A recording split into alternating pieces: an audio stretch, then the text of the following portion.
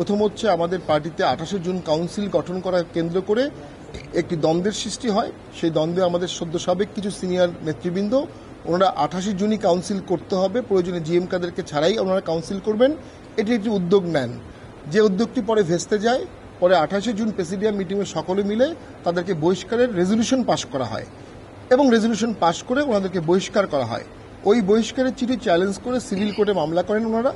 সেই মামলায় ওনারা বহিষ্কারের বিরুদ্ধে কোনো অন্তর্বর্তী আদেশ পান না, অর্থাৎ যে বহিষ্কারটি করা হয়েছিল সেটি সেই সময়ও বহিষ্কৃত ছিল, এখনও কার্যকর আছে।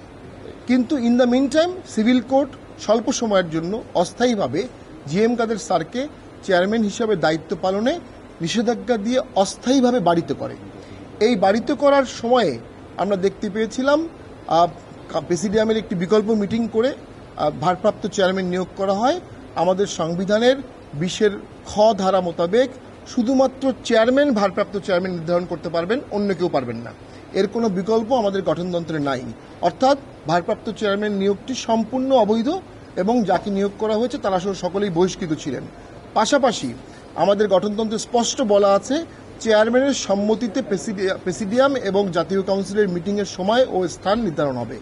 পাশাপাশি এটাও বলা আছে চেয়ারম্যান মিটিংয়ে সভাপতিত্ব করবেন, অর্থাৎ চেয়ারম্যানকে ছাড়া কোনো কাউন্সিল হতে পারে না। এটি সংবিধানে আমাদের গঠনতন্ত্রে স্পষ্ট বলা আছে এবং এই গঠনতন্ত্রটি আমাদের 19 সালের কাউন্সিলে পাশ করা এবং এই মুহূর্তে নির্বাচন কমিশনে এটি সাবমিট করা আছে। ওটি আমাদের সংবিধান, ওটি আমাদের আইন, ওর বাইরে আমাদের কোনো বিকল্প আইন মানার কোনো প্রয়োজন নাই।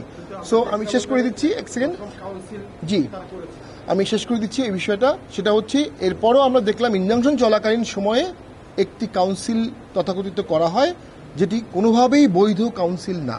কিছু লোকের সমাবেশ করে একটি গ্যাদারিং করলেই সেটা বৈধ কাউন্সিল হতে পারে না। সেখানে আমার জানা মতে নির্বাচন কমিশনের প্রতিনিধি ছিল না। সেখানে আমার জানা মতে বহিষ্কৃত যারা ছিল তারা বহিষ্কারদেশ প্রত্যাহার না হয়ে কি করে কাউন্সিল করবে, কি করে কাউন্সিলে অংশগ্রহণ করবে, সেটি সম্পূর্ণ এবং এই একই রকম দশম কাউন্সিলের আগে আরেকটি গ্রুপ করেছিল, সেখানে ওনাদের 3 জন কিন্তু উপস্থিত ছিলেন। অর্থাৎ ওই স্টেজের 3 জন সিনিয়র রাজনীতিবিদ আছেন যারা 2বার দশম কাউন্সিল করেছেন। তো এই বিষয়গুলো অবশ্যই বিব্রতকর, তবে আইনের চোখে খুব স্পষ্ট জিএম কাদের ছাড়া অন্য কারো লাঙ্গল পাওয়ার কোনো সুযোগ আইনে নাই।